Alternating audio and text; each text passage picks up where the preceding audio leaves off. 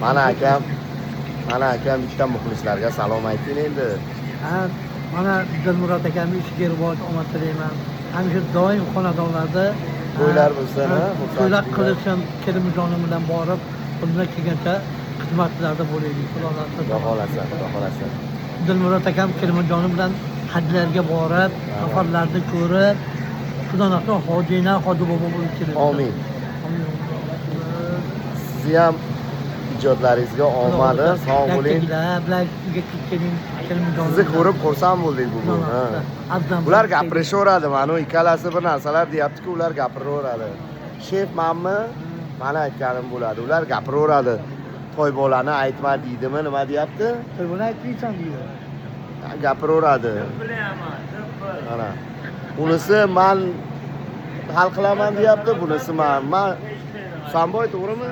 Mikrofon menda bo'ladi. Ana. Dilmurod aka bering desa beraman. G'afar aka nima deyapti endi? Bag'i nima bo'lyapti endi? Mikrofon haqiqatda Samboyda. Menda-ku, men o'zim Dilmurod aka bering desa beraman. Yo'q, desa yo'q. Dilmurod aka bering deydi. Qo'pirgina ham aytaveraman shunga.